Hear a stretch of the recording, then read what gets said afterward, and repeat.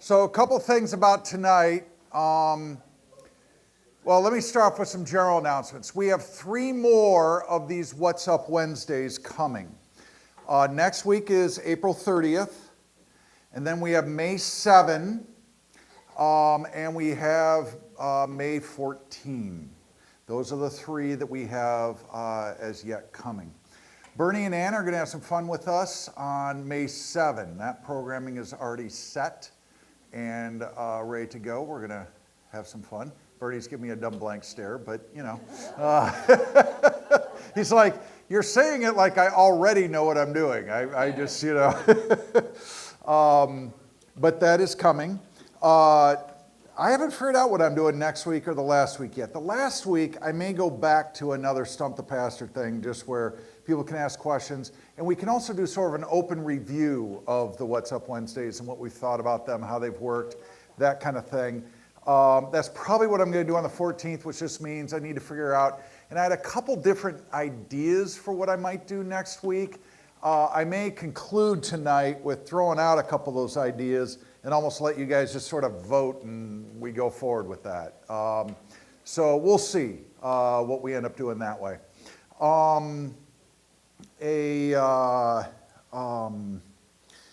So I think that's enough of commercial going forward. 3 more of these. Oh, food.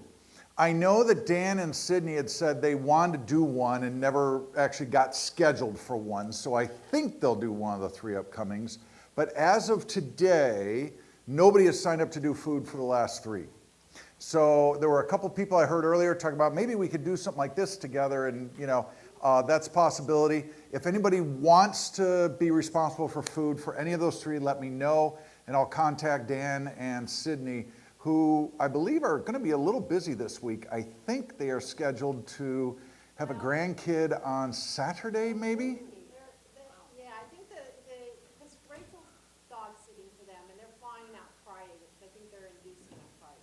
Inducing on Friday, okay. So I know that that's coming. And they're only going to be there for the weekend or whatever. Sydney was saying, we have assigned times, and it's not our assigned time to stay long yet. So any of you who have either been parents or grandparents probably understand that language surrounding that. So there we are. But I do believe a little one on the way. And I am totally sorry, Dan and Sydney, if you ever watch this and you're like, no, we don't want to do a meal. I just put you out there in front of everybody. So, but no, I do think that seriously they want to do one. So we just got to get them scheduled. Is there anything else I should be announcing? I'm looking around blankly at anybody that might know. Our president, fellow staff, you know. Anybody?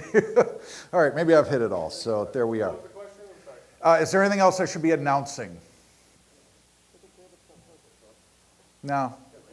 Yeah. Yes, for Joe West. I do actually have announcements about that. I am meeting the family tomorrow at 10 a.m. here at the church to nail down all the details. I've never met the son Nevin before, so I'll get to meet him for the first time tomorrow morning. The funeral is going to be on Tuesday at 1 p.m. Tuesday at 1 p.m. Next week, Tuesday, 1 p.m., celebration of life in our sanctuary.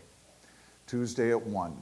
Following that, she's asking me, what do we normally do? So I'm going to throw it out to this room. When you just have an afternoon thing like that, do you do like appetizer finger food? Do you do desserts? What do you do? It's not a full meal, but what should we do? Ask man of ministry. Okay, are there any man of ministry people here?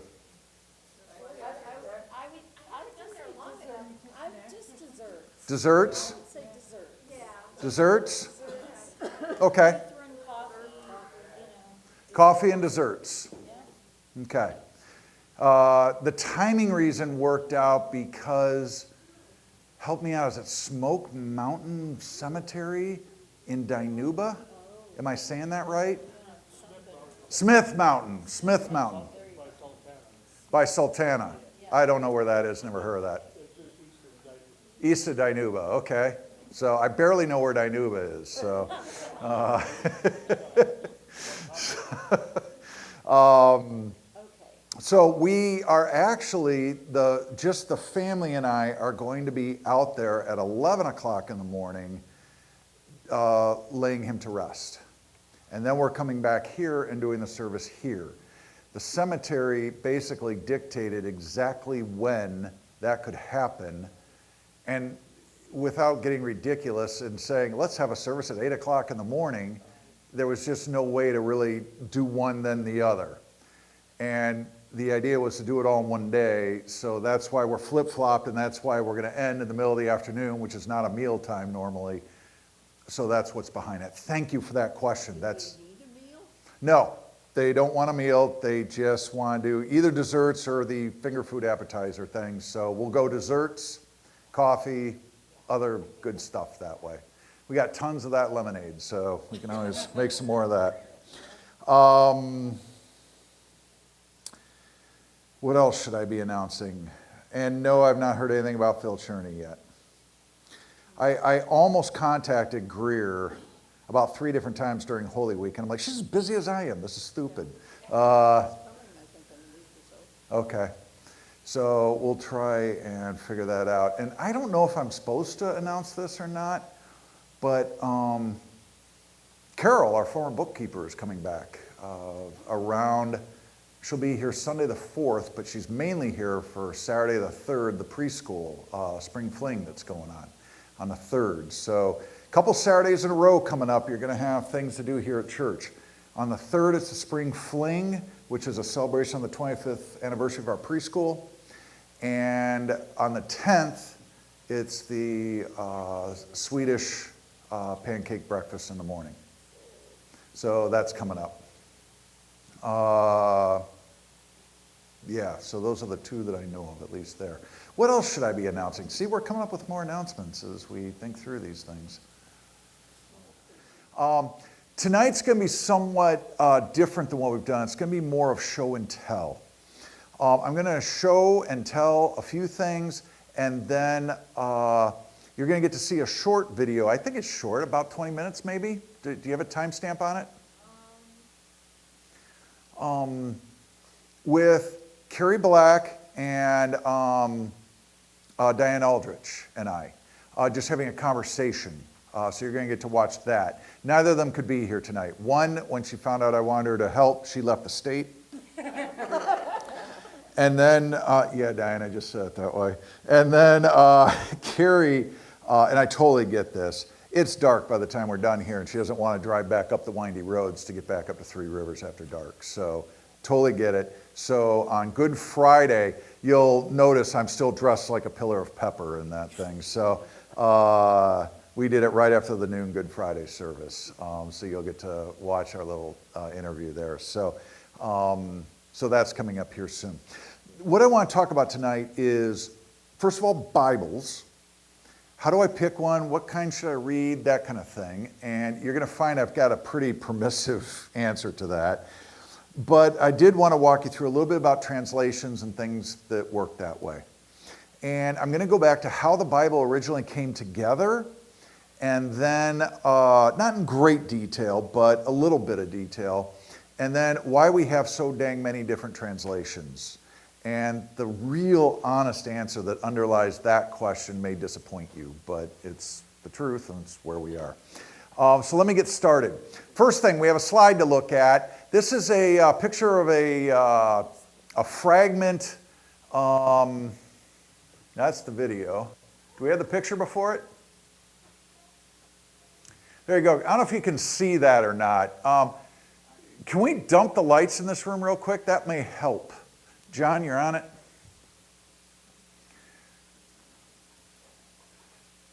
Okay, can we get that back? There we go. Is that any clearer?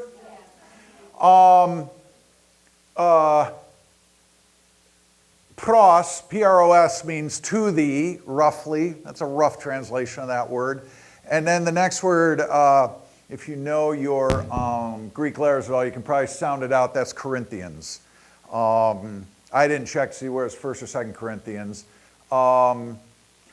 But things I want you to notice, That is not a super old manuscript. By what I mean is, it's by no means one of the original, ones that we have. I'm going to talk about dating in a little bit. This is a few hundred years later, written by a scribe in a scriptorium. But what you're going to notice as you look at that is that there are absolutely no spaces nor punctuation. Those things are absent. And from the earliest manuscripts until you get to about the year, I don't know when it was, 800, 900, before they started putting spaces and punctuation, and then coming up with the systems of chapters and verses. So the original manuscripts don't have any of that stuff. There are no chapters and verses, no spaces, no punctuation.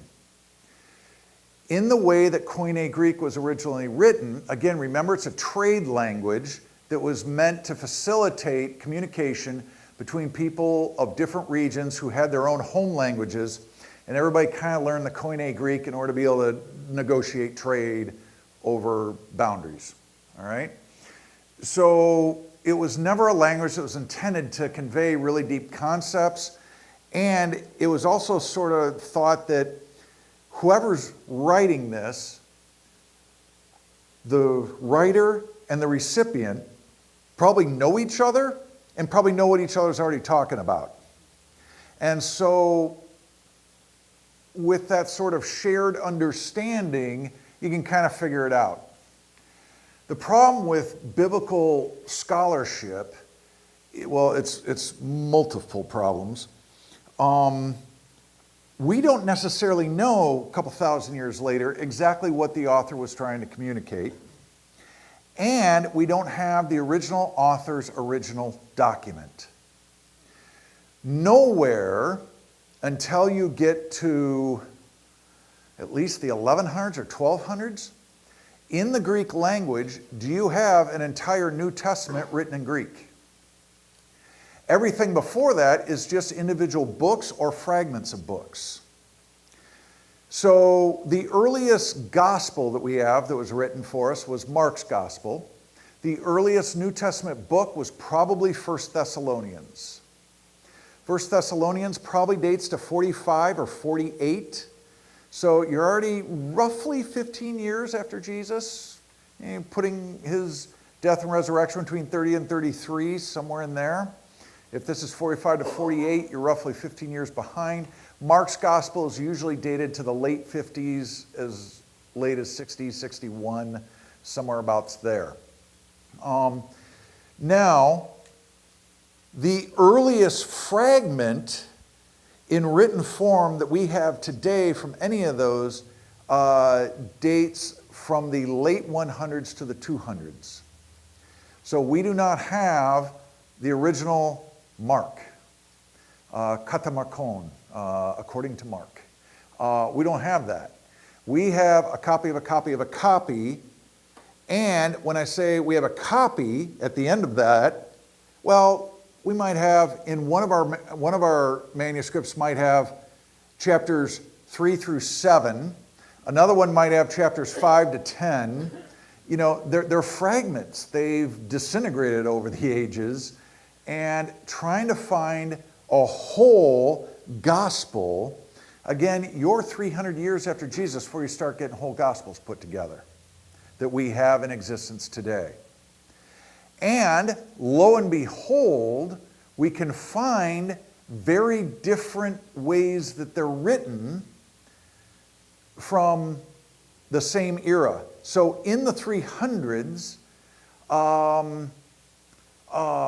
you might have noticed that, and again, I'm not going to be able to quote the exact passage, but in Sunday's gospel that we read on Easter Sunday, John chapter 20, there was a section there that the person reading read that was in parentheses.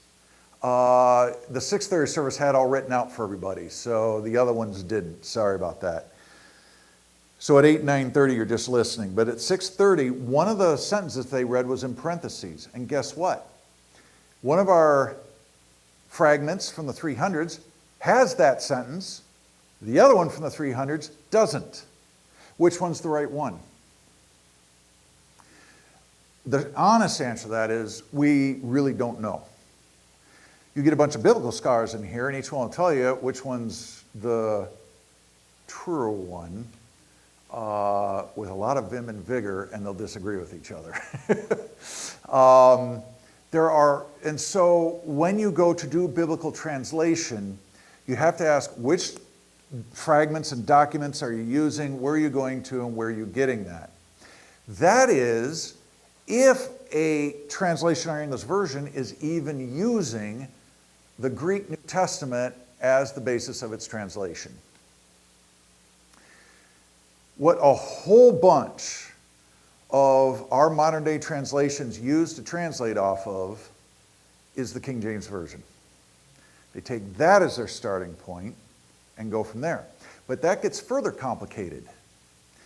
So you have to ask, well, which version of the King James? Because wouldn't it be obvious that they're using the one from the 1500s, or 1611, I think it was. Whatever year it was, sorry, somebody check me on that. But when it was originally, authorized by King James, isn't that the one you'd use? Well, no, because the King James Version has been altered from that initial publication down through the years. If you ever want a fun thing to do to really annoy people that really want to say that God doesn't like gay people, have them pull out a King James Bible that predates 1946. So some of you may have some of those in your home. That's possible. The old family Bible thing that gets passed down. If you have a King James Bible from before the year 1946, especially in 1 Corinthians 6, 9, and 10, and 1 Timothy 1:10, the word homosexual appears. If it's 1946 and later, in a list of condemned behaviors, behaviors, I guess is the word there. Homosexuality is condemned. Prior to 1946, that word does not appear. Because the word in Greek that you would translate that way doesn't translate to homosexual or homosexuality. But in 1946, an editorial decision was made to change it, to say it that way, and then almost every Bible in the English language since then uses that. Because almost all of our Bible translations come off that. And again, that question I was going to say, why are there so many? There are basically 3 publishing houses, and I'm probably using the wrong language here, and a patent attorney would want to clarify my next statement. But basically, there are 3 publishing houses that own the Bible, if you will, that any translations coming out, things like that, are going to be under their auspices. All 3 of those publishing houses have a very strong commitment to a particular theological viewpoint and a way that Bibles get translated and get disseminated that way. And so change in biblical scholarship here in the United States moves at best at a glacial pace, because the ones who dictate and make the money off of new translations and Bibles being printed, it's the #1 bestseller of all time. I mean, it's huge, it's big money. And they have a very vested interest in what that looks like. And they have a very legitimate fear, I think, that if we go and start cranking out Bibles that, I would use the words, are more accurate, they will then have protests and boycotts of sales and things of that nature supporting the other 2 publishing houses and not theirs.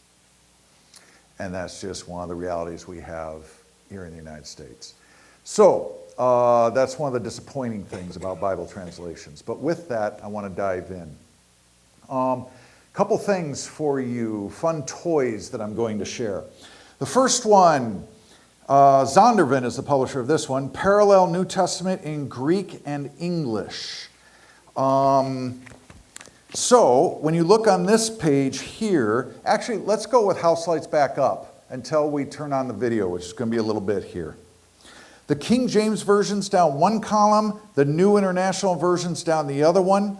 The facing page is the Greek with a direct English translation underneath it. This was a gift. Let me get the exact thing going. Christmas 1985 to Sean with love from Mom and Dad. And then they wrote in there a quote, seek ever to glorify Jesus. So Christmas of 85. This was to help me in my studies. And as I began learning Greek in 1983, that's when I started. So this was Christmas of 85 that I got this interlinear New Testament here. I'm just going to pass this around, let you kind of take a look at what it looks like. I'm going to do this with all these, so you guys are going to have to be inter-table sharing, and I'll start at different ends and things like that.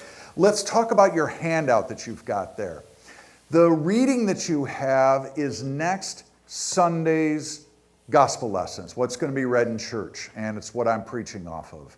And I have it on there on 4 versions. Let me talk to you about the versions. I'm going to come away from here saying, I think there's 4 versions that are better than others. I don't think any of them is perfect. I'm arrogant enough to think that, proper time and dedication, I'd make a better one. Really, I'm not. But I have my quarrels with all 4, but I think all 4 are excellent. The first 2 are the New Revised Standard Version, and now they added 2 more letters. It always used to be the NRSV. So all the Bibles in our sanctuary that are underneath the chairs there are NRSV. Mostly what gets read on Sunday is NRSV. Sometimes our lectors will come in with their own Bible and read it slightly differently. That's fine.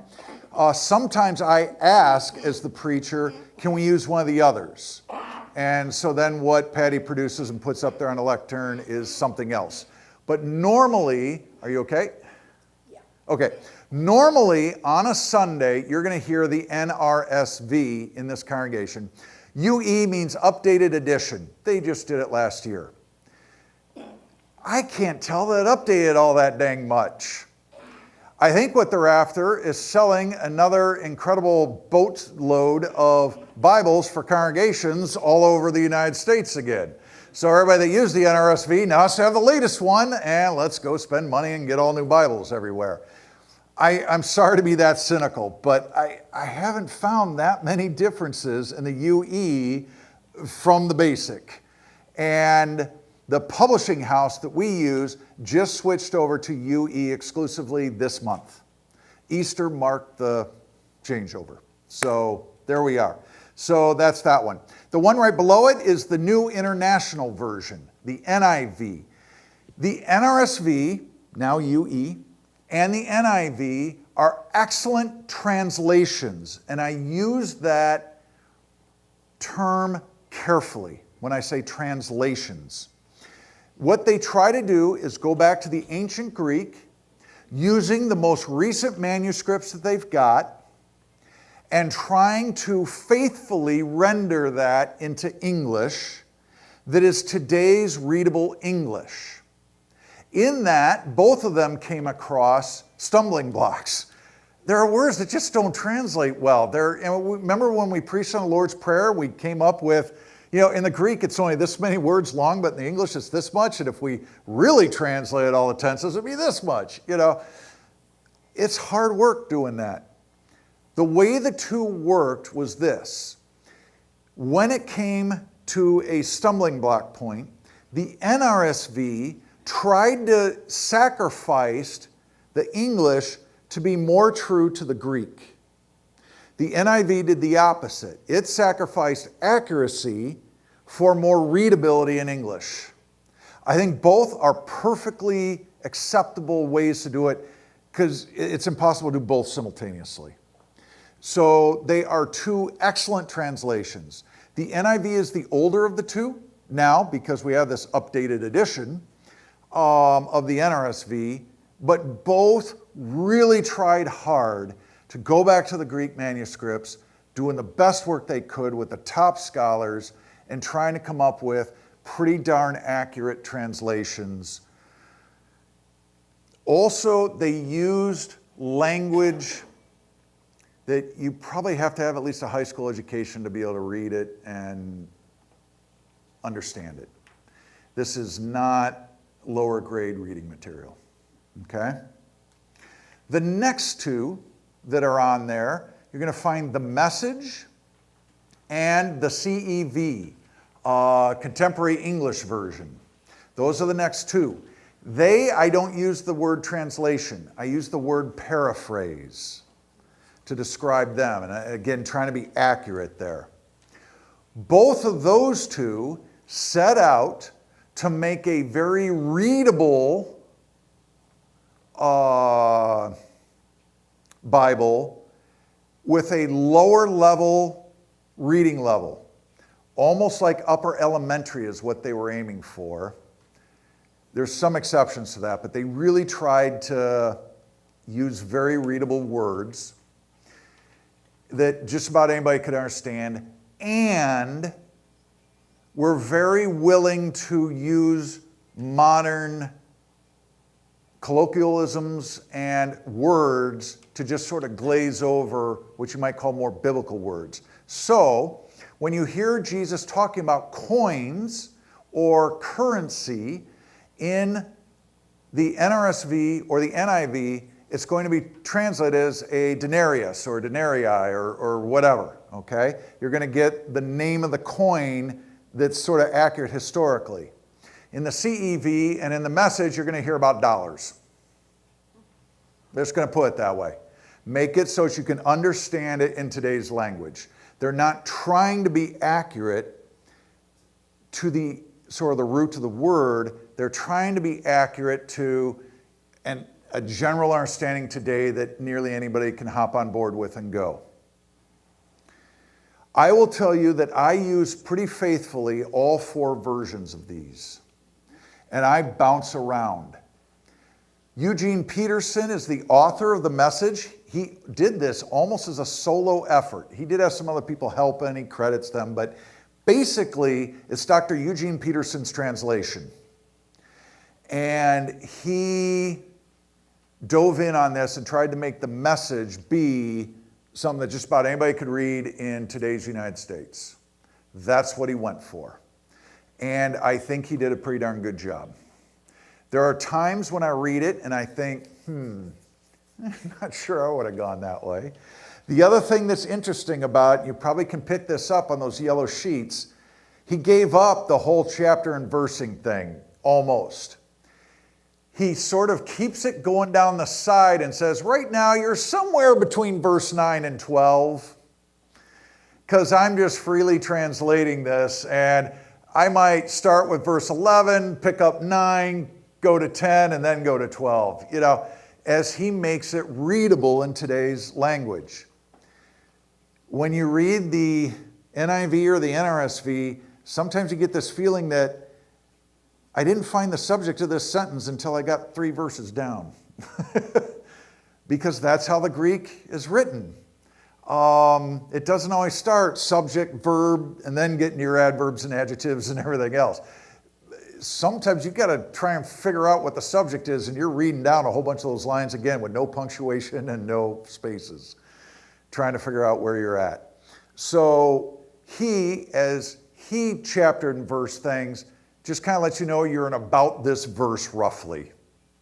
The CEV tried to stick a little closer, and you'll notice that that one still has chapter and verse sort of accurately put there.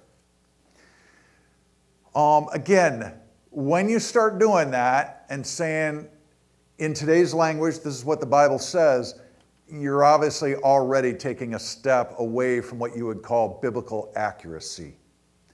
But you're trying to get to biblical understanding. And there you just have to kind of trust is editor the right word? They're not authors. The transcriber, I don't know, whatever. Those guys, you got to trust the ones putting it together for you and their translation. And I will tell you that I think the Message and the CEV of all of the paraphrase types come the closest, and they're the best at doing what they're doing. Perfect? No. Good? Yes. Both of them. So those are the 4 translations I most strongly recommend. I want to share with you one that I don't. The NASB, North American Standard Bible, or New American Standard Bible, sorry. When I went to college, I found a buddy who had one of these Bibles, and I thought it was the most amazing thing ever, because in the front, it had all these things where you could look up words. It shows you where they occurred in the scriptures, gave you a brief definition thing. And then in the back, not only it had all the maps and all those other cool things, but then a full-on concordance back here with everything you could do in the back. And then throughout it, it had all kinds of Bible study helps. And it was written, again, it's a translation from the King James. So it preserved the old English style, Elizabethan English kind of translation, which to me as a young man sounded cool and, you know, the way sort of the Bible should be, right? Because I grew up in America and the King James is what we used. And so this preserved all of that. What I later learned, just a few years after receiving this as a gift that I asked for, the authors behind this had a very definite theological bent that they wanted to convey. There was one that I ultimately realized, oh my gosh, I don't agree with much of the helps in here. And also, it was a translation off the King James, and they were using a 1970s version of the King James Bible to then make this translation in the late 70s, early 80s. And so it was wow, I guess I didn't ask for gifts very well, but this one, when you look, presented to Sean M. Eubank from Dad and Mom on the occasion of my 19th birthday, August 2nd, 1984. Well, that one's already made it all the way there, so I'll start this one off. If you want to look at it, you can. It's there. Another thing about picking Bibles. This may sound trivial. This may sound superfluous, but it is not without merit. Find a Bible that, and the expression I'm going to use, fits in your hand, that is comfortable for you to use. I happen to like the soft leather stuff. I often read in a recliner where it's open on my lap. And then I pick it up, put it down, pick it up, put it down. Hardcover ones I don't find as useful that way. They just don't feel right. I like soft leather ones, so there you are. However, I'm going to tell you, see my Message one here, how ripped up all the leather is on the surface of it? Here's what I found out. I thought that by keeping it in its protective sleeve, it would be great. However, in Louisiana, there is a ton of humidity. The humidity built up, and a lot of my leather is now on the inside of this protective case. And feeling it, it feels like you need to wash your hands immediately after touching this Bible. So with that, I'm going to start passing it around. If any of you want to look at it. But that's my Message version there that I still use, even though it doesn't necessarily feel great. Here's a fun one, and I only recommend this if you really want to geek out. Otherwise, just borrow this from me. An 8-version New Testament. This one has the King James, the Living Bible, the Phillips Modern English, the Revised Standard Version. See, now we're on the new Revised Standard Updated Edition. So this is 3 editions ago. Today's English version, which largely was the best paraphrase. And remember the Good News Bibles from the late 60s, 70s? That's the Today's English version. My confirmation Bible was a Today's English version. The CEV and the Message have taken over as a better translation than today's English version. Today's English version came first and was pretty good, but the CEV and the Message are just both better, in my opinion, and many other scholar types too. The New International Version, the Jerusalem Bible, and the New English Bible. So 8 translations, all just side by side. I'll start this one at your table. There you go. So again, I don't want to say recommend having one of those, but if you want one, you can go. Another thing, this is a Bible. This one is a Revised Standard Version, so I've had this for a while. It's not the new Revised Standard Version or the new Revised Standard Updated Edition. It's the Revised Standard Version, so that tells you this is probably printed in the 70s or the 80s. Does it say when this was gifted to me? I think I actually purchased this one because I was required to for school. It's got one of those bookstore stamps in it telling me that it costs $22.05 back then. So in today's dollars, it's probably like $100. But the main reason I had to purchase it is it has what's called the Apocrypha within it. And you will find Bibles with it and Bibles without it. Unless you really want to geek out and read the books of the Apocrypha, don't bother. It just adds to the expense and the size and weight of the book that you're carrying. It's not that, it's just a sliver in there. It's not a huge chunk by any means. And they're what are called often the intertestamental books. The Roman Catholic Church still keeps them in their Bibles. So if you get a Roman Catholic Bible, it will have the Apocrypha within it. You'll recognize some of the books, Esdras, Maccabees. You sometimes see them quoted various places. In fact, if you go to In-N-Out, you know they have little Bible verses on their cups and fries? One of those is an Apocrypha text. I remember being surprised by it, like, wow, they really geeked out on that one. But the Apocryphal texts were written or are largely about in the 150 to 300 years before Jesus. So our Old Testament stops a few hundred years before Jesus, and then there's this gap of no books. Well, it's the Apocrypha. And then you start with the New Testament, it was the story of Jesus. The Christian church, before any divisions, always had the Apocrypha, and it was just kind of always there. Nobody ever said this is absolutely a part of the Bible. Nobody ever said it's out. It was just kind of there. As all the divisions started happening, the Protestants just sort of said, we're leaving it by the wayside. The Roman Catholics said, we're going to adopt it and bring it in. But again, they don't just say, they always recognize that it's a separate thing. It's good, it's positive. You aren't doing anything anti-Lutheran to read it. Luther himself would have recommended that you read it, but just don't put as much stock in it, kind of thing. So if you want to check it out, it's in there. The table of contents might be the most interesting thing of that one. The last one I'm going to share is one of my favorite Bibles, actually. It's the Contemporary English Version, happens to be the version. The Lutheran Church, for a very brief window of time, published this particular Bible. And it was in the 90s that they did it. And when you open it up, it's got all these cool little symbols going down the sides and little notes about it. This is one of the best helper Bibles I have ever read. And this particular one I read cover to cover after I got it, just because I wanted to read all the helps that came with it. And I found it fascinating and incredibly well done.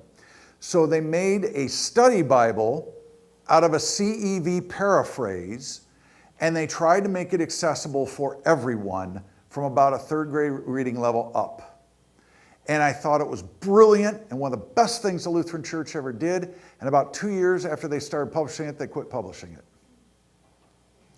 I don't get it. I never did get an answer as to why.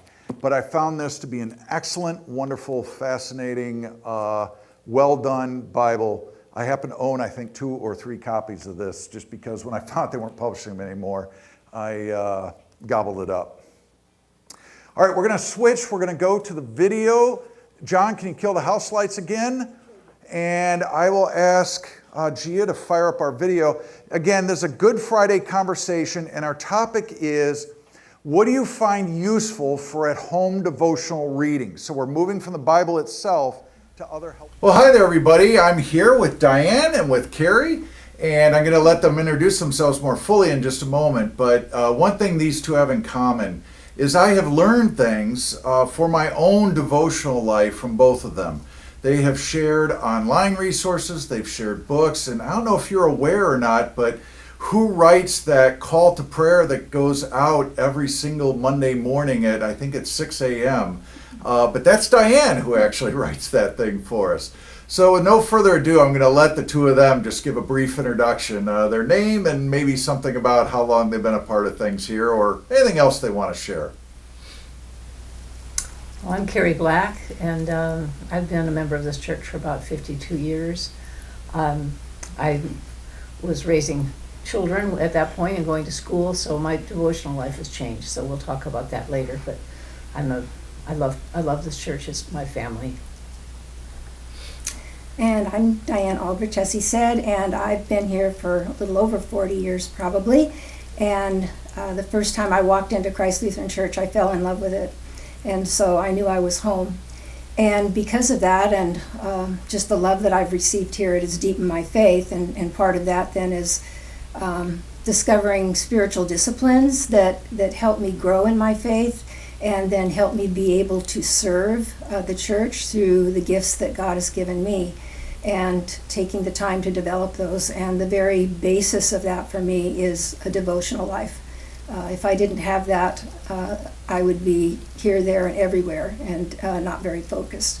So that has been my primary focus, is devotions, then leading to being able to do like Call of Prayer and other ministries.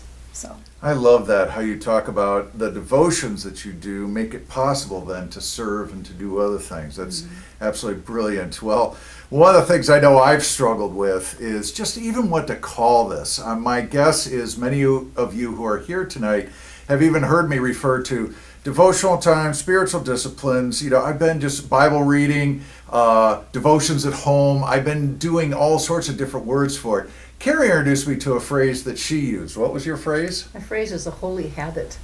And I started using that mostly because I'm a fan of Beth Moore, and that's what she says, but also because it seems very simple, and yet it is a habit. And as you develop it, as you get older, you realize that you almost can't do without it. To be not in the Word daily is really difficult for me. So I encourage my daughter-in-law and my grandchildren that this is a habit you need to develop. And at the beginning, it's like any habit, you have to establish it, what works for you, but then you need to follow through. Even days when you wake up and you don't feel like it's something you need to do, like the habit of brushing your teeth. Sometimes you just don't want to, but most of the time, you want to, and you always know it's going to be good for you when you do. So yes, and the rest of us are thankful when you do Yes, that. yes. So that's all part of the good things. Now, one of the things that's true for me is I'm not always a consistent person. And especially as you look over the time of my ministry, I haven't been always consistent either, because for a while there, I was a dad with a kid at home and all the things that went with that.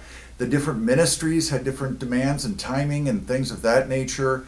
And so I've had different points in the day, different ways in which I've done things. And I have changed and morphed over time how I've done things.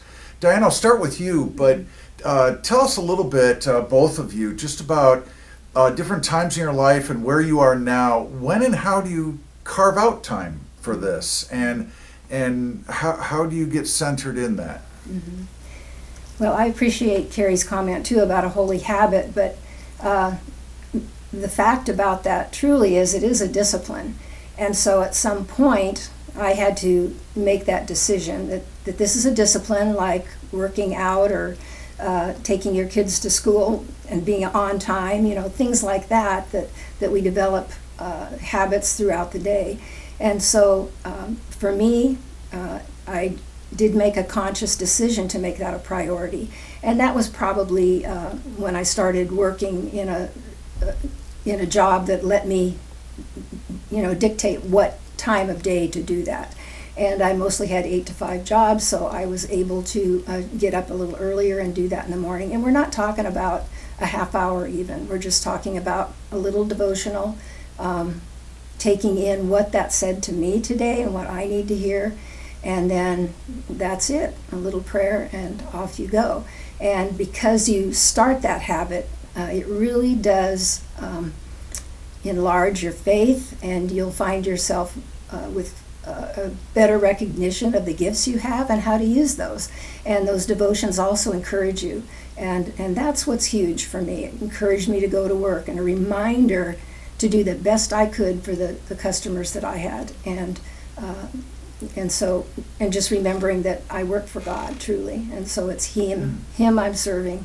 And so devotions each day prepared me for that. And I know Carrie was a teacher, 7th grade, 8th grade.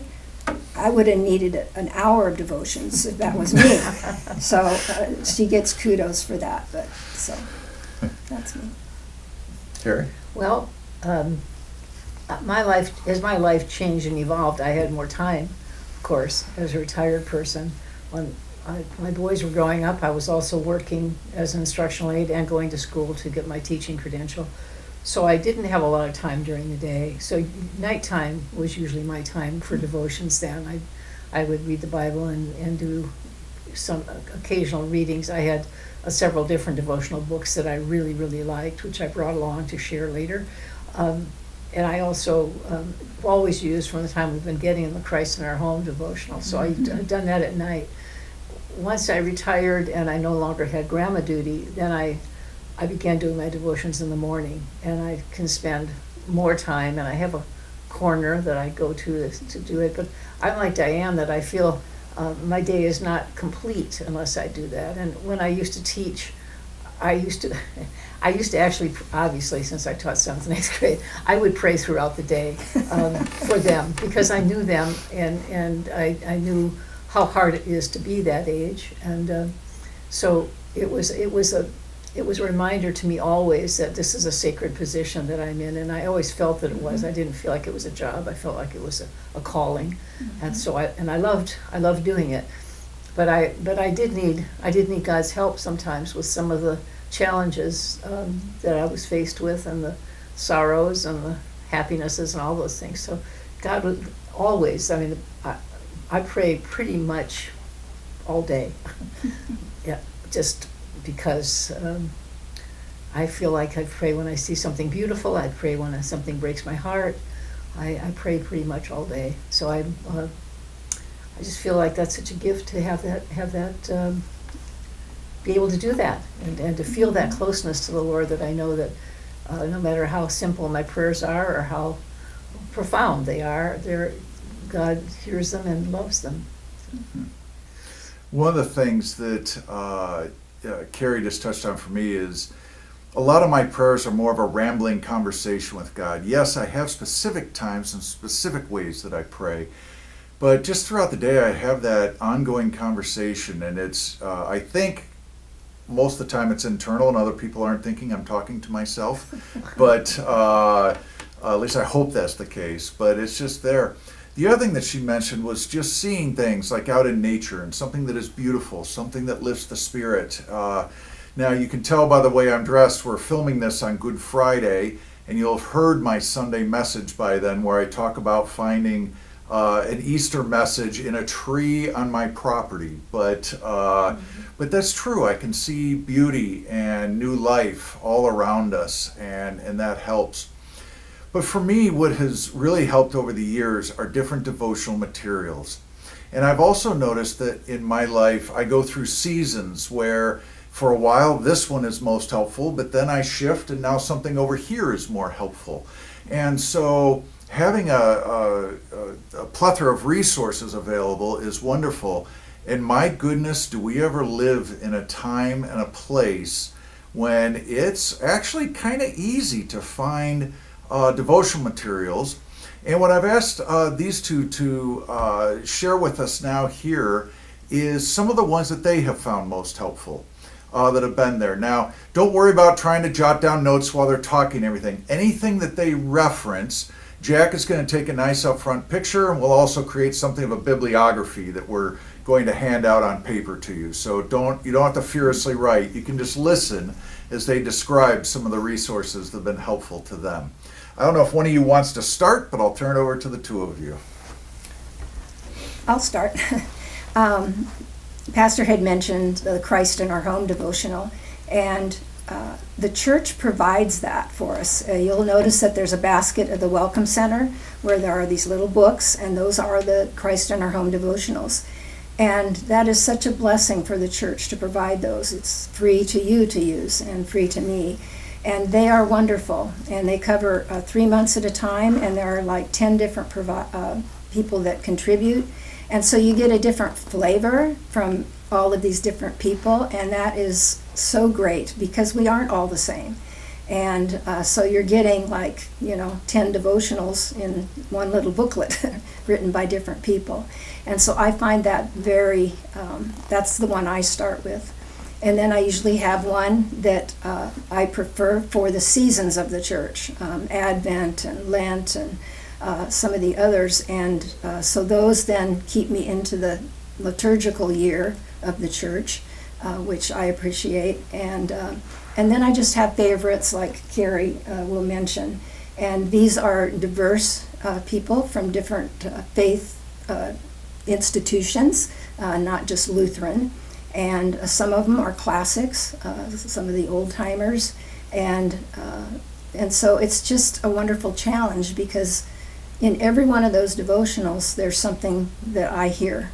And so that is very pertinent for me. And I'm talking, it's important to hear women, it's important to hear men, because God's going to use them. And if we're faithful to doing it, it will change our lives. So it's good. Yeah, and I'm with Diane, and that's the first thing I read in the morning is the Christ in Our Home and the devotion. Some of the writers really speak to me, and sometimes don't, but mostly they usually do. It also follows the church year. So we're reading on Sundays. We're reading the scripture that's generally being used in the church, which is helpful. I have found a number of different books that I've used through the years by different authors that I really love and respect, and I will. You want me to? Tell you what, I'll put them out here on the table Okay.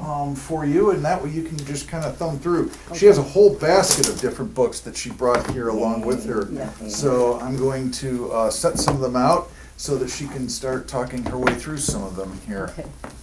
Just so you know, I have all these too. Not all of them. I don't have this one. Not a competition. Come on. Well, it really is. She thinks so. Okay, so I start out frequently with Listening to Your Life, which is by Frederick Buechner, who's one of my all-time favorite theologians. This one's been very well used. I don't remember when I got it, but it's pretty well. As you can see, I drink tea when I read it. And it's not too churchy. It's not churchy. No, it's not. Mornings with Henri Nouwen is another favorite, and it doesn't have any special dates, so I start from the beginning and I go to the end, and then I start over again, which is another one of my very favorites. A Year with C.S. Lewis is another one that I enjoy. This one, Mockingbird Devotional, I have this one, and then there's an updated one. It's very appropriate for. It's very much cued into today's society and so it's very good. This one, you start in Genesis and you go to Revelations, which is pretty good.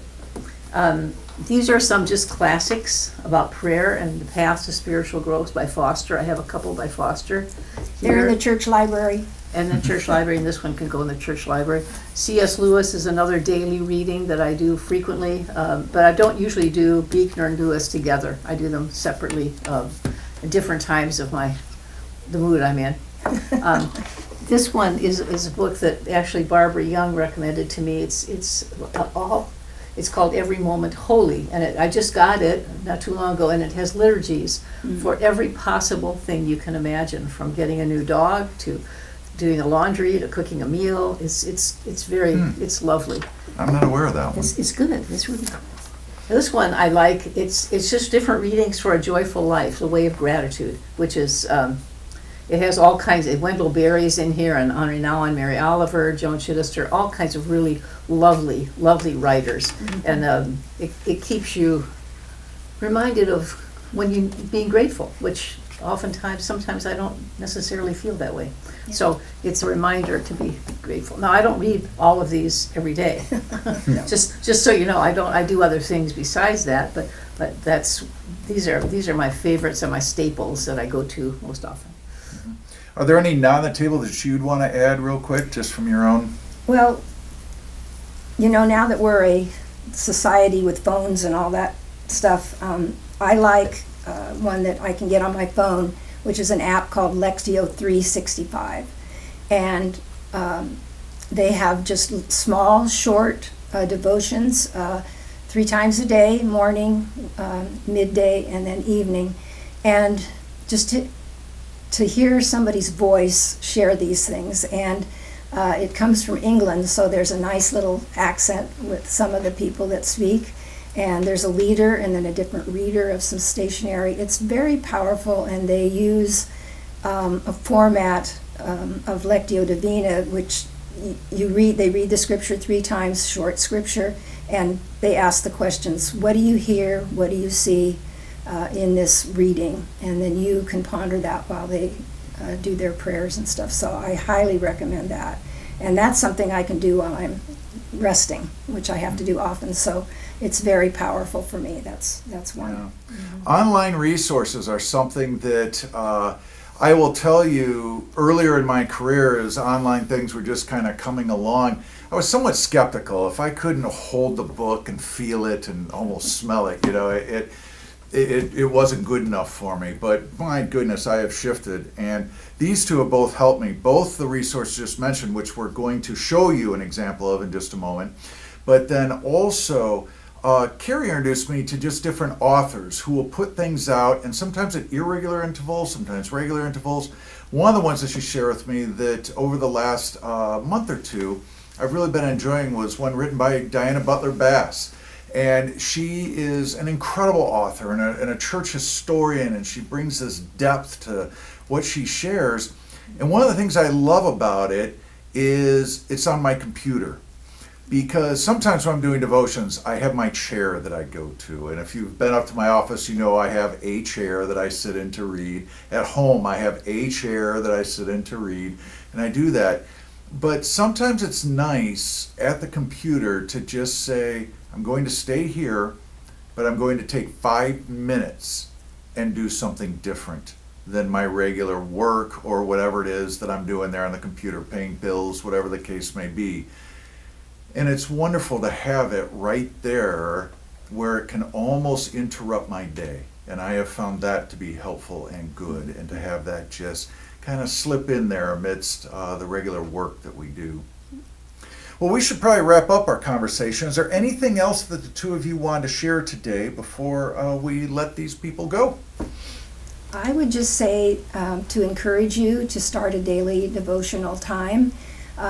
And for me, the benefit, and I know Carrie too, is that it really ends up deepening your prayer life. And that's the goal of devotions, that we devote ourselves to the Lord, and part of that is conversation. And learning to pray can be very intimidating, but it's just conversation with God. And so if you're having these conversations with authors that are helping you deepen your life of faith, that just then rolls right into prayer, and you're much more comfortable with it, not intimidated by it. And so that's been a huge benefit for me. Great. Carrie, anything you wanted to share? I think I've shared it all. I just think that it's a precious time, and once it becomes a holy habit, it becomes something that you are loath to give up. That you'll do anything in order to have that time, even kind of put your husband off when he wants to sit and visit or something like that. There's always a place and a time to carve out a little niche of quiet in your day. And I know young moms and dads with small children, or even middle-sized children, there's a lot going on in their lives, but it makes your life so much easier and so much smoother and more beautiful if it's done with the Lord. And so when you find that space to include Him daily, it really gives your life a whole different meaning. Yeah, and I've mentioned this in a sermon before about my own mother. She had her time and her place. And growing up, I knew not to interrupt or to disturb. It wasn't very long, but she had her time and her place where she did that. And at first I thought I had just learned to give my mom space to sort of do her thing. But I also realized over the years she was also teaching me. And while not making me sit and do it with her, because at that age where I was a young kid, that was probably not going to work, not without a lot of super glue and duct tape anyways. But she was showing me a way of living and of being a disciple that later I was able to look back on and go, oh, that's what she was doing. And now I do it too. And it's kind of nice that while she's in heaven now, but I'm able to say, I've got my time now with my mom. It's good. And we know that she spent most of her time praying for you. Probably true. Yeah, I think we can all say thanks to our moms for Yeah. instigating this love of the Lord. And Yep, certainly Yeah. true. Have any of you ever had to watch yourself on video in a room full of other people? I don't necessarily recommend it. So I made two promises there that I have absolutely broken to you. One, I said I have a printout bibliography. I don't. Second thing was I said we were now going to show the Lectio 365 for you. As soon as this video started, I sat down over there and went, that's what I didn't do today. Jack and I were supposed to work on that. Instead, Jack and I made the meal. So there we are. Jack had no idea that I was going to ask him to do that, but he and I were going to do that and show you an example of it. So here I do want you to grab your pens if you got it and write this down on your yellow paper. And if you need to borrow one, let's have some people write it down and share it with the others. Or you can do what Kathy's doing, go straight to your phone if you want to. What you want to look up is Lectio, L-E-C-T-I-O, 6 letters, Lectio, L-E-C-T-I-O, space 365. Lectio 365. That will take you to that website that Diane was describing there, and I have found it wonderful. And I've got an example, but it's on my phone, and I'm not going to stand here and try and hold a phone and let all of you hear it or see it. The fun thing about it is, for those of you who want a written version just to read, it has that. For those of you who want something that you can listen to and watch, it's got that too. So you can have it in either form, whatever best suits you. And like she said, it's a product out of Great Britain, and so the accents, I find them lovely, and they remind me of the time I used to live there. So I love it. Other people would be like, I don't understand what they're saying. Why don't they speak real English? So there you are. I have a devotional book that I want to share with you. There are 4 volumes to it, volumes 1 and 2, and then 3 and 4, oddly numbered. Numbers 1 and 2 take me through an entire year, beginning on Sunday, Advent 1, all the way through. Volume 1 takes me all the way up to Pentecost. Then, Volume 2 takes me from the day of Pentecost all the way through the end of the year, right before Advent 1 springs again. So volumes 1 and 2 cover an entire year. Volumes 3 and 4 then do the exact same thing, just with different readings and different authors. The fun thing about this one, and I'll just kind of show one, then I'm going to pass all 4 books around. So when I come to a day, so Tuesday of the week of Epiphany 2. So this would probably be somewhere around January 10th or so. Somewhere in that ballpark, or January 15th, somewhere around there. It has an opening prayer, a first reading, which this day is Isaiah 44, 9-20. A second reading, which is Ephesians 4, 17-32. A third reading, which is Mark 3, verse 19b, which means it starts partway through verse 19, through 35. And then reading 4, on this day, it was from Halford E. Luckock, who lived from 1885 to 1960. So what they do is, in those 4 readings, 3 of them scriptures, and then there's a closing prayer. The closing prayers and the opening prayers the closing prayers at least, are usually attributed to somebody. Somebody wrote this at some point in history, and they put down who they are. The 3 scripture readings are just a first, second, and third reading from Scripture. The 4th reading is from somebody in church history from some time. It can be somebody who's still alive. It can be from somebody in the very first century. It goes all over the place, and it's on themes. As you might expect, there are some daily readings where I'm like, holy cow, how'd they know that I need to hear that? That's exactly where I was today. There are others I'll tell you miss, but for the most part, they hit. So what I'm going to do is I'm going to drop volume 2 off here, volume 1 off, volume 1 off on this table. There you go. And then volumes 3 and 4 on these 2 tables. And you can share those around and have a look at those.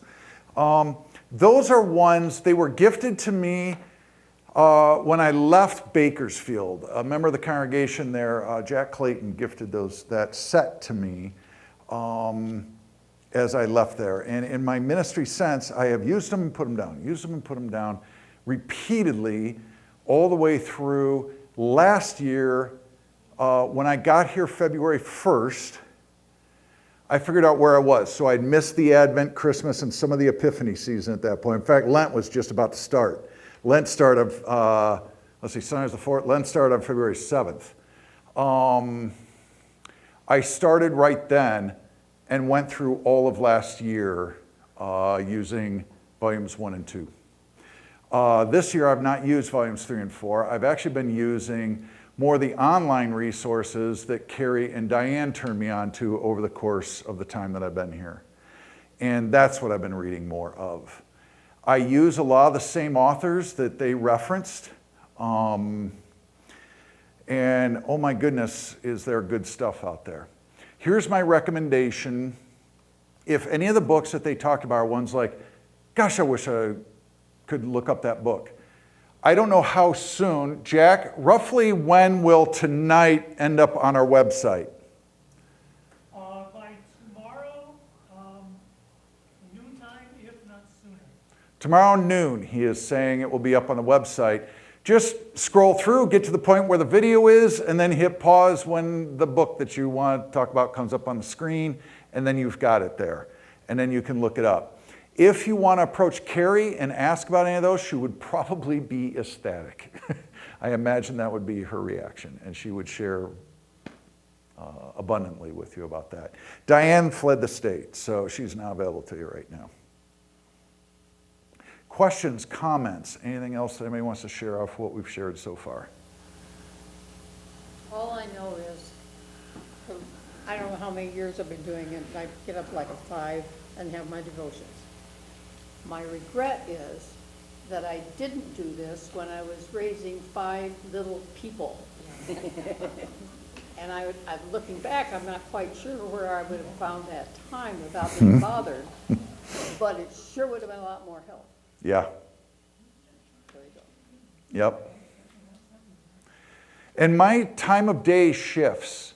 Most of my ministry, I will tell you that my time, I have my own prayer time, getting ready in the morning, but to sit and devotionally read was pretty much as soon as I got to the office. That has been most of my ministry time frame. Here I found out I can't do that. This is the first time I've served with a church staff the size that this staff is. And it's part of my policy that from the moment I come in the door, let me use the language they probably would use. He comes and bothers us and keeps us from getting work done. I think that that's how it's perceived and received. But I walk around to every single person. I start on the first floor, and I've often been here a while before I finally make it up to the second floor. And then I go around up there, and I at least poke my head in and say hi to everybody that's here. And have perhaps a brief conversation or not. Because sometimes, like Mary will hang a anti-Pastor Sean sign on her door. And it says, working on payroll, stay away. And so I always perceive that as, well, I should at least knock first before I just let myself in. To which Noel will say, leave her the heck alone! I want a paycheck, you know. But there we are. I do, though, wander around and do that. But then usually things are going at a busier pace. And where I have found my time now is actually in the late afternoon.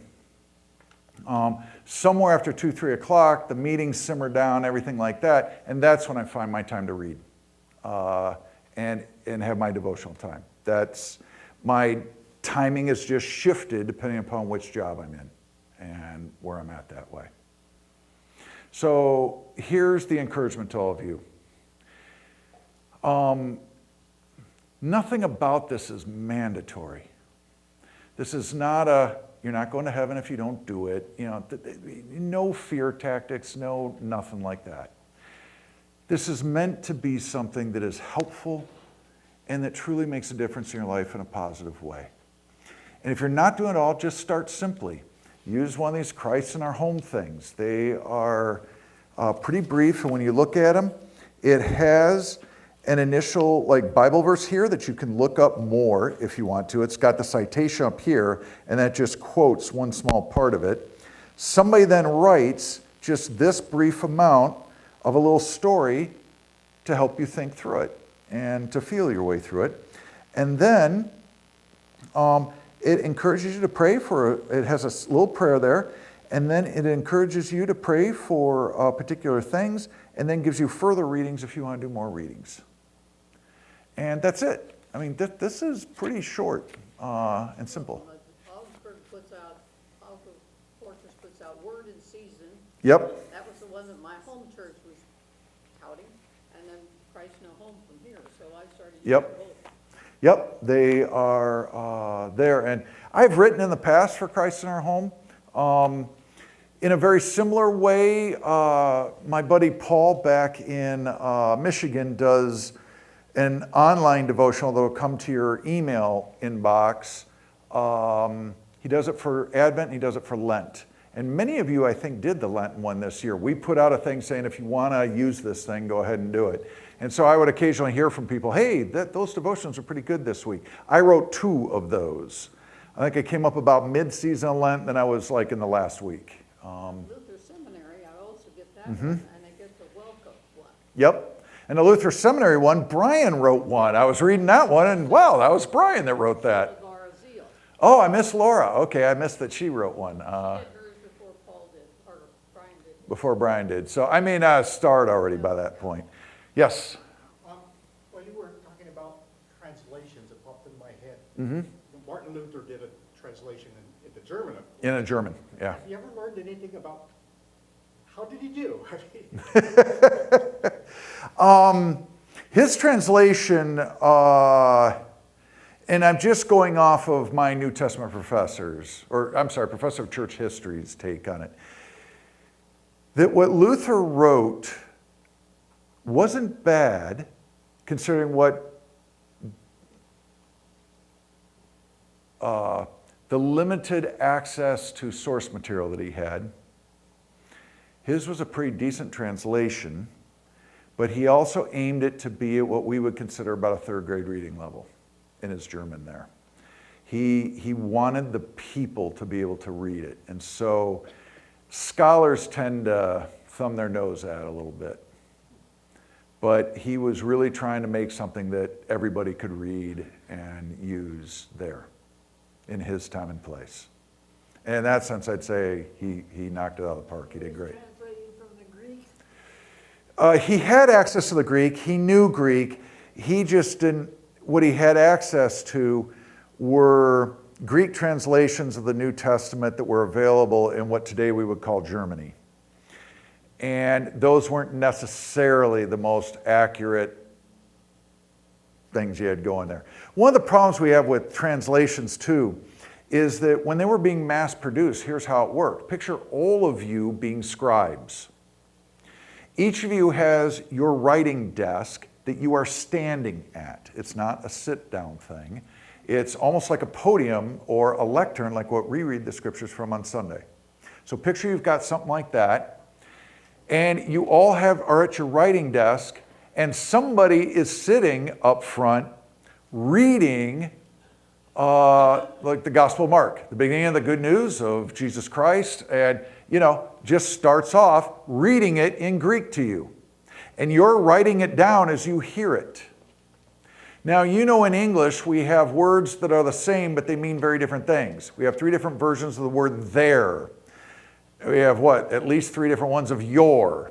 As people read things, you sometimes have to wait, I got to back up and make sure I've got that correctly. Well, Greek has a whole bunch of those too, where we know that from the exact same scriptorium at the exact same time, different versions came out that now lead us to argue which one was the right one. And we know that they were produced on the exact same day at the exact same scriptorium, just Scribe Carolyn heard it one way, Scribe Sue heard it another way, and they wrote it down differently. What do? We've lost access to the one that was being read. That one disintegrated. or was lost in a fire or whatever. But we can know that, hey, we got 30 copies of the Gospel of Matthew that came out of this one scriptorium in this mountain, monastery in Italy. And they're all different. They were produced the exact same day. That's where translating Bible stuff gets tough. He didn't have what today we would call the best Greek New Testaments to be working from. Kathy, I think you had a... So I also have this thing then, because of stuff like that, then when we say, well, that's it, the Bible says it, that's it, it's the Bible. Mm-hmm. I struggle with that kind of a statement. It's really hard for me. Yeah. I want to make a distinction here. And there are some churches here in Visalia that would be pretty upset with me for saying it this way, but I believe this absolutely. Sometimes people they can almost turn the Bible itself into an idol that is being worshiped, and it becomes idolatry. The Bible is meant to convey the Word of God, the love of God, the grace and mercy of God, and yet sometimes we can turn it into something that doesn't accomplish that mission. And that's hard. You're going to hear Noel, I believe, on March 25th. I think he's the one doing that sermon. Our script for the day is going to be from John chapter 5. And it's the story of Jesus finding this man who's been an invalid for 38 years laying by the pool of Bethsaida. And he can't even crawl over to get in after they've stirred up the water. What that means is cleaned it. And so whenever he can finally get to the pool, it's dirty and not good to be there. But that's been his life for 38 years. And Jesus says, would you like to get to the water? And he says, yes. And Jesus then says, then pick up your mat and go. And he does, and he walks for the first time in 38 years. Then we get this ominous line that you often get in the scriptures that says, and the day that this happened was a Sabbath day. So, people in my job see this guy carrying his mat, and they say, it's a Sabbath, you're not allowed to carry your mat. What are you doing, you sinful jerk? My translation. The guy says, well, this man who healed me told me to carry my mat. And then they're all about, well, who told you that? And the guy couldn't even tell me. He didn't know Jesus' name, didn't know anything about him, other than that he had healed him. And Jesus was no longer there. We're told by John he had slipped away in the crowd. So that message is coming up at the end of May. And the theme that we're working on there is don't use rules to hurt other people. When God gives us rules and guidelines and ways of living, it is meant to enhance, it is meant to heal, it is meant to help. And at any point that we manage to twist it to where it's hurting somebody, we're not doing it right. And that's exactly what's going on there. He hadn't been able to walk for 38 years. He's walking, he's carrying the mat that he'd been laying on for 38 years. Well, maybe he had replacement mats over the years, I don't know. I don't care how you get around it, him carrying a mat is not a big deal. Let's celebrate the fact he's walking. That is right. And That Jesus healed him yes. And I think about with stuff like just that, a word. but then I'm also like, okay, what am I doing that's stuff like that, like, I think, oh, how dumb can you be to think that that's a big deal? And then I'm like, oh gosh, what am I doing? Yeah. That's like, Well, we always catch ourselves. You will notice in sermons and even here tonight, I will often associate myself with the Pharisees and the teachers of the law because I am one in a sense. But not just because I'm an ordained pastor, but because I've had the privilege of learning and being educated in all these things. And so, of course, then kicks in and I know what I'm doing, and so therefore I start using rules to hurt people. At least I hope I don't. But I probably do. Sue. The You don't see much anymore, but do you think they're a pretty accurate?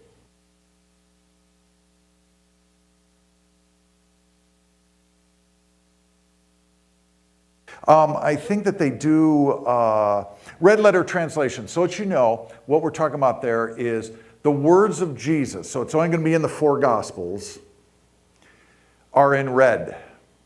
So that you can see Jesus said, and then the next words will be red. So Jesus said will be in black, and then everything else is pleasure working with them there. Shane's group calls themselves Red Letter Christians. That's the name of their group, Red Letter Christians, if you ever want to Google them and see what Shane's up to. So there you go. So maybe we are back on, folks. Hi again. Anything else? We're past time, too. I don't want to keep you too darn late. When people talk about that the Bible is totally accurate, not, Yeah, inerrant that's a word. is a word you will often hear thrown around, which means it is without error.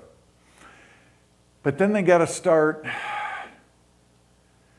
well, what do you do in certain places? So we know for absolute fact that Quirinius was not governor of Syria while Emperor Augustus was the emperor.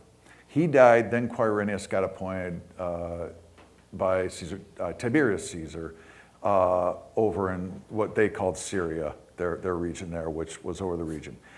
So Luke got it wrong. There's no disputing that fact. We have so many things. The only place that it ever claims that those two overlap is Luke's gospel. Every other record, anything we have says they didn't overlap. Luke got it wrong. And you know what? I'm okay with that. That to me almost in some ways makes it more believable, the rest of the thing, because people make mistakes. If it's absolutely sort of crisply error-free, then I start wondering what sort of manufacturing went on behind the scenes here. And so Luke got it wrong. So what do you do with that if you're going to use a word like inerrancy?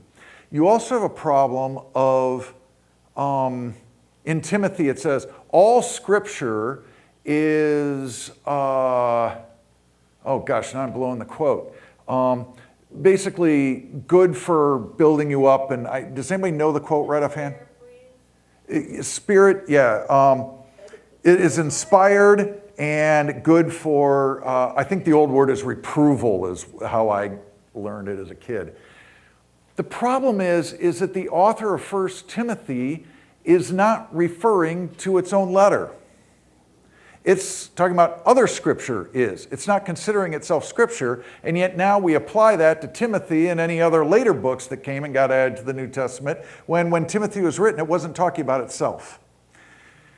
You run into all kinds of problems in Matthew. Matthew really tries to use Old Testament materials, and there's a constant refrain in Matthew's gospel. This was done in accordance with what was said by the prophets. You guys know a line like that, right? It's always translated something like that.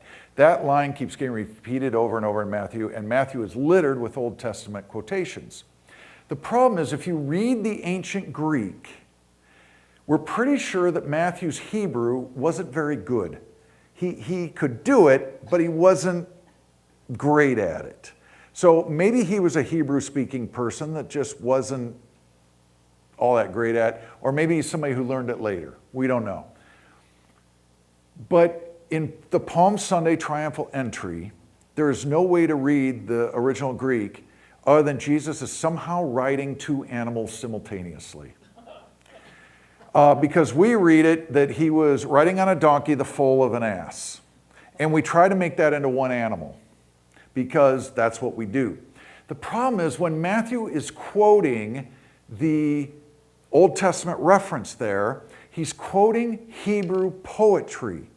And Hebrew poetry is littered with something called doublets, saying something twice. So a donkey, the foal of an ass, it's not meant to be 2 animals, it's meant to be the same thing, you're just saying it differently, and that's poetic. Another one that you hear a whole lot, we were saved by the mighty arm of God. By God's powerful right hand, we were saved. Do you see how the same thing got said twice different ways? That's a doublet. It doesn't mean that God's right arm came in there and did something, then his right hand did something else. It's saying the same thing twice, and it's meant to be poetic. Well, the problem is when Matthew was translating these Old Testament passages, he either didn't get doublets or he very clumsily translated it, but in every of the oldest manuscripts that we have, in the way that he put it into the Greek, Jesus is riding on two animals. So he's either got a foot on each saddle and he's in between the two, or I don't know that he can split that much to have a full leg around each one, or he's riding one, then riding the other. I don't know. But Matthew's gospel does not make sense on the triumphal entry the way you read it in the Greek. Now, when we translate to English, we fix that for people and go forward. But again, if you're going to throw a word around like inerrant, it's not. There are errors in it, and that works. And then you have to start talking, well, which translation? Because we don't have the original one. And anytime anybody wants to claim inerrancy, the sort of cover they run to is, well, I believe in the inerrancy of the original documents that we no longer have. All right, then what are you doing with these? Well, I'm using them inerrantly. Yeah, no, you're not. Yeah, so that's the word that I really struggle with, is inerrancy. Shall I let you go with that? Thank you, everybody. Oh, one last thing. Saturday night, well, Friday night, there's a free concert here in our sanctuary. Free concert, Friday night here. Are you part of that? You are part of that. So Friday night here, free there. Do you know the time? Is it 7? Yeah. 7. Here. But it's at 7. Thank you. I think it's at 7. I could be wrong. I'm in it. It's at 7. It's at 7. It's at 7. Yeah. That's what the website says. Okay, the website says 7. We'll go with The that. bulletin said 5 one time, but the website said 7. Then Saturday, at the Fox Theater is the regular symphony, but this time it's got a whole bunch of COS singers, which end up including all kinds of people from here. Are you in that one? No. You're not in that one, but Tristan and Sam and Paul and John, I mean, we got a whole bunch of people who are singing. Right now, I have access through Tristan to 3 free tickets to that if anybody wants free tickets to Saturday. Friday is free, just show up and go. Saturday, you need tickets. I have 3 free ones that anybody can have. Come to me and say, I want those, or email me or text me tomorrow. Tell me you want them, and they're yours. First come, first serve. Fox Theater.